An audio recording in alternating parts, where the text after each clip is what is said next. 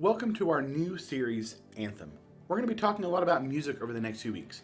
But if you're not musically inclined, or you'd rather listen to a podcast than a pop song, don't worry. We're going to be talking about a lot more than just music. Now, assuming you listen to at least a little bit of music, here's what I'm wondering. If you could create a greatest hit album for your favorite artist, who would you pick, and what would the first song be? For the next few weeks, we're going to be exploring a big collection of songs and poems that are kind of like a greatest hit albums of songs about God. We'll see these songs aren't only beautiful, they're actually really useful too. And when I think about things that have been created, and they kind of fall into this category of either being beautiful or useful, or sometimes there's a little bit of overlap. Something is both beautiful and useful. So for example, there's something like this. Yes, this is called the Dogbrella. It's kind of useful, maybe also a little bit cute. Then check out something like this. Now this is called the Nest Bed. I guess you could consider this art for napping. I don't know, doesn't really look all that cool to me. There is this thing though. This is an alarm clock coffee maker.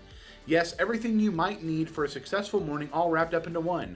Wake up not only to the sound of a loud sound, but the smell of delicious coffee. Then you got something like this. Now this is a retractable roof stadiums. So sports could happen whether it's raining or sunshiny or super hot or super cold or whatever. There is a way to always go forth with the game.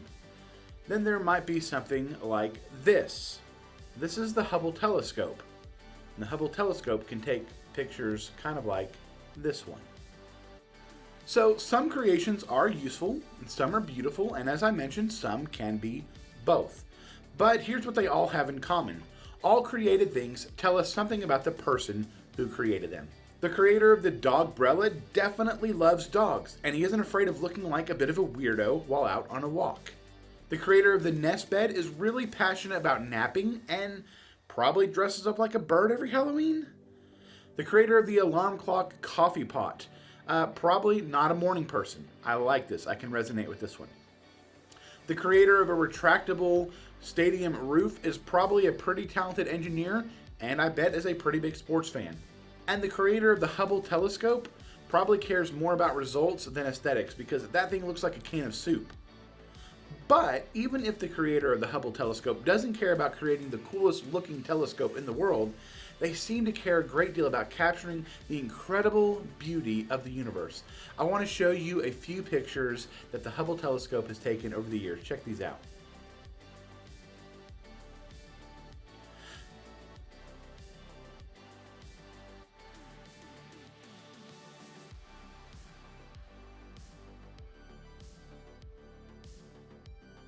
For most of us, images of distant galaxies fill us with awe and wonder.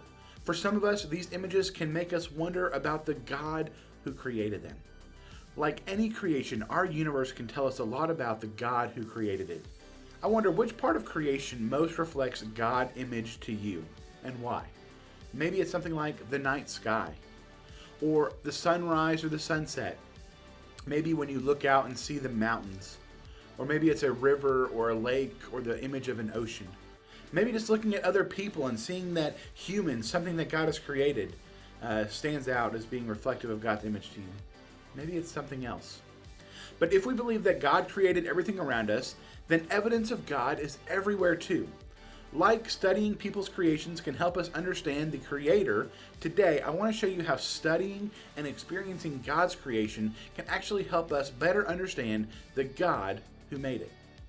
You know, there have been several instances in my life where I have been overwhelmed with a feeling and an understanding of God's presence and God's majesty when I've been surrounded by some of His beautiful creation. I'll never forget the first time I was a teenager and I got to go to the beach for the first time. We weren't even on vacation. We were actually on a mission trip, and we didn't really get to stop and play at the beach, but we were driving past the beach in Florida, and so we just kind of stopped and pulled over, and we walked out there, and just to see how big and beautiful the ocean was. It was stunning. But I think maybe the time or that I can recall most feeling closest to God in creation I was also a teenager, and I was with some friends, and we kind of drove out into the countryside a little bit, got out of the city, got away from all of the lights and the noise pollution that happens with that. And we were kind of in the middle of this field, and we were just hanging out and talking about God and His love for us. And the sun went down, and it was a beautiful sunset. But even more than that, once it became pitch black outside, to look up into the sky, and I saw more stars in that moment than I had ever seen before. And it was beautiful. And I just, for a moment, realized how big God was, how small I was, and how great God's love for me must be, to know that despite how big He was and is, and how small I am, He still cared enough to send Jesus for me. See, God's creation, it has a way of inspiring awe, of making us feel small, revealing truths about God's character, and helping us to feel close about God. And I wonder, has this ever happened to you? Has nature ever helped you connect with God? See, when we're thinking about connecting with God, we often think about connecting with God through prayer, or reading our Bible, or going to church. And of course, those things are all essential ways to connect with God. But today, I want us to see how creation can help us connect with God too. I mean, the Bible says so. So right in the middle of the Bible, there's a book called the Book of Psalms. And this is a collection of songs and poems about who God is and what God has done. And it's kind of like a manual for worship and life with God. Maybe that sounds boring or repetitive. And maybe you're wondering, how many different ways can you say, I worship you, God? But the truth is, these songs serve a lot of different purposes. Some of them are personal stories about the author's real struggles, hopes, and fears. Some of them are songs of praise and worship about how the author feels about God. They're songs that tell stories that help us know about the character of God. And some of them are even emotional and angry songs where the author is questioning God or expressing grief, doubt, sorrow, or frustration. And so in this series, we're going to explore some of the different types of psalms. We're going to wonder what these psalms can teach us about connecting to God, and then we're going to put these ideas into practice in our own lives. The glory of God's creation is one of the most common themes in the book of Psalms. Many of these songs talk about creation in order to thank God for being a good creator, or to honor God as a sovereign ruler over creation, or to reveal something about God's character by observing nature. Let's start looking at some Psalms together. We're going to read quite a few of them today. They'll all be up on the screen so you can follow along and also go back and look at them later. First one we're going to look at is Psalm chapter 19, verse 1 through 6. Here is what it says. The heavens proclaim the glory of God. The skies display His craftsmanship. Day after day they continue to speak. Night after night they make Him known. They speak without a sound or word. Their voice is never heard. Yet their message has gone on throughout the earth, and their words to all of the world. God has made a home in the heavens for the sun. It bursts forth like a radiant bridegroom after his wedding. It rejoices like a great athlete, eager to run the race. The sun rises at one end of the heavens, and it follows its course to the other end. Nothing can hide it from its heat. Here the psalmist tells us that creation declares God's glory. Whether it's the sky, the sea, the mountains, or the tiny details found in a single grain of sand, the created world reveals a glorious creator. But there are also psalms that record the psalmist's response to experiencing and reflecting on the glory of creations, kind of like this one that we find in Psalm chapter 8, verses 1 through 4. O Lord, our Lord, your majestic name fills the earth. Your glory is higher than the heavens. You have taught children and infants to tell of your strength, silencing your enemies and all of those who oppose you. When I look at the night sky and see the work of your fingers, the moon and the stars you set into place, what are mere mortals that you should think about them, human beings that you should care for them? Here the psalmist tells us that creation puts things into perspective. You know the feeling of smallness that you get when you look at the ocean or a tall mountain or images of galaxies billions of light years away from Earth? It puts things into perspective, doesn't it? It shows us how big God is and how small we are. And isn't it incredible that the same God who created such a vast universe would somehow still care about you, care about me, and care about the details of our lives? But of course, God cares about us. He does. And we are His creation. And the same care that God took in creating the mountains, the oceans, and the galaxies, God took when creating us. Let's continue looking in the book of Psalms, chapter 139, verses 1 through 7. O Lord, you have examined my heart, and you know everything about me. You know when I sit down or stand up. You know my thoughts, even when I'm far away.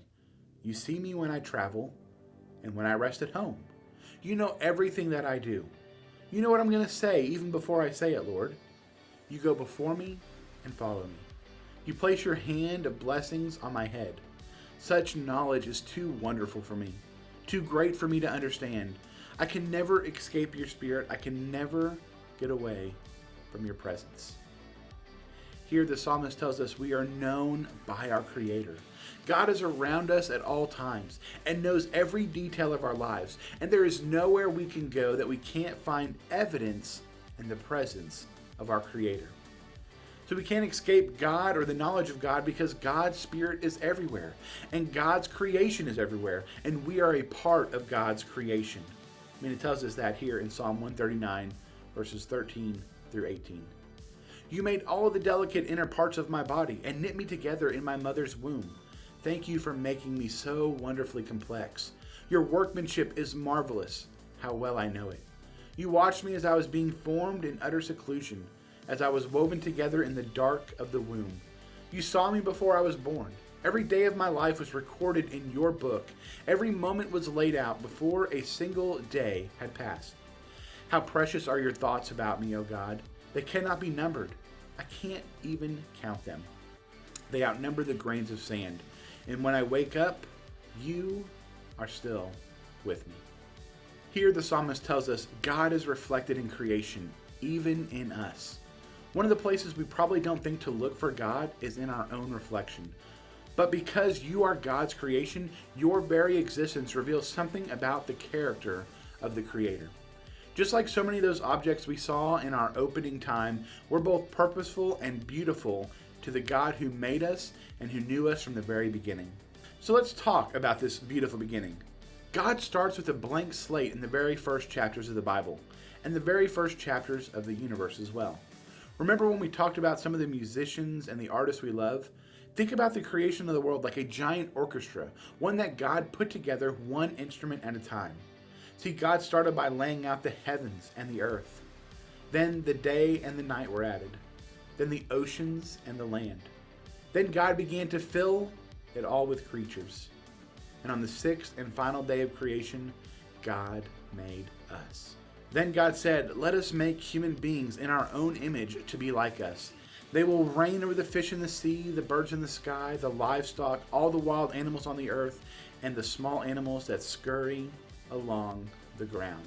We were created in God's image, patterned after Jesus, after the Spirit and after God's own self. We have the imprint of God within us. It's the very core of who we are and how we were formed. And when we worship, we're simply reflecting back to God, along with all of creation, that we are made by our Creator. There's one of the more psalm that I want us to read, and this one reminds us that we are invited to join all of creation in worship of our good God. For the Lord is a great God, a great King above all gods. He holds in his hands the depth of the earth and the mightiest mountains. The sea belongs to him, for he made it. His hands formed the dry land too. Come, let us worship and bow down. Let us kneel before the Lord our Maker, for he is our God. Here the psalmist tells us you are invited to worship. You are invited to become members of this grand symphony. That's what happens when we worship with all of creation.